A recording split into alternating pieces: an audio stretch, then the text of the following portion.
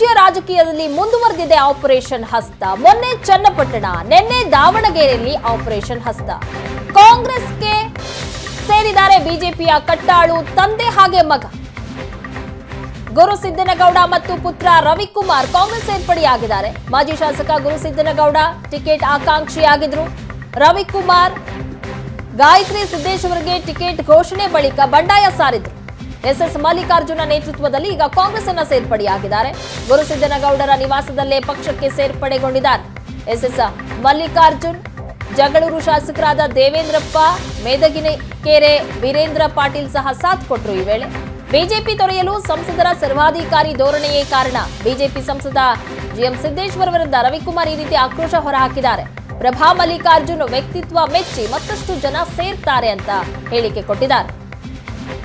ರಾಜ್ಯ ರಾಜಕೀಯದಲ್ಲಿ ಮತ್ತೆ ಮುಂದುವರೆದಿದೆ ಆಪರೇಷನ್ ಹಸ್ತ. ಮೊನ್ನೆ ತಾನೇ ಚನ್ನಪಟ್ಟಣದ ಜೆಡಿಎಸ್ನ ನಾಯಕರು ಅವರೆಲ್ಲರೂ ಸಹ ಕಾಂಗ್ರೆಸ್ನ ತೆಕ್ಕೆಗೆ ಎಳೆದುಕೊಳ್ಳಲಾಯಿತು. ಈಗ ಮತ್ತೆ ಬಿಜೆಪಿಯ ಕಟ್ಟಾಳುಗಳಾದಂತಹ ತಂದೆ ಮಗ ಗುರುಸಿದ್ದನಗೌಡ ಮತ್ತೆ ಅವರ ಪುತ್ರ ರವಿಕುಮಾರ್ ಇಬ್ರು ಸಹ ಕಾಂಗ್ರೆಸ್ ಅನ್ನ ಸೇರ್ಪಡೆಯಾಗಿದ್ದಾರೆ. ಇಬ್ರು ಸಹ ಕಾಂಗ್ರೆಸ್ ಸೇರ್ಪಡೆಯಾಗಿರುವಂತಹ ದೃಶ್ಯಗಳನ್ನು ನೋಡ್ತಾ ಇದ್ದೀರಾ. ಬಿಜೆಪಿ ತೊರೆಯೋದಕ್ಕೆ ಸಂಸದರ ಸರ್ವಾಧಿಕಾರಿ ಧೋರಣೆನೇ ಕಾರಣ ಅಂತ ಬಿಜೆಪಿಯ ಸಂಸದ ಜಿಎಂ ಸಿದ್ದೇಶ್ವರ್ ವಿರುದ್ಧ ರವಿಕುಮಾರ್ ಆಕ್ರೋಶವನ್ನ ಹೊರಹಾಕಿದ್ದಾರೆ. ಪ್ರಭಾ ಮಲ್ಲಿಕಾರ್ಜುನ್ ವ್ಯಕ್ತಿತ್ವವನ್ನ ಮೆಚ್ಚಿ ಮತ್ತಷ್ಟು ಜನ ಸೇರ್ತಾರೆ ಕಾಂಗ್ರೆಸ್ ಅನ್ನ ಅನ್ನುವಂತಹ ಹೇಳಿಕೆಯನ್ನ ಸಹ ಕೊಟ್ಟಿದ್ದಾರೆ.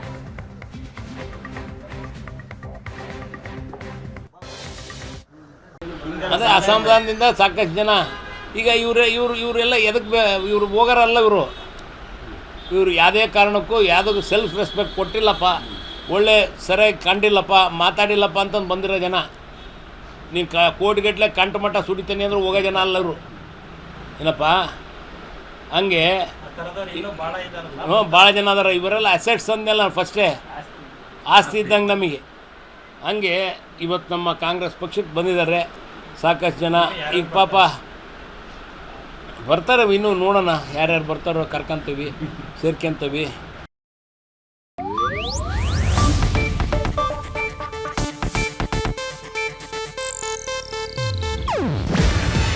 ಇದು ಏಷ್ಯಾನೆಟ್ ನ್ಯೂಸ್ ನೆಟ್ವರ್ಕ್ ಪ್ರಸ್ತುತಿ.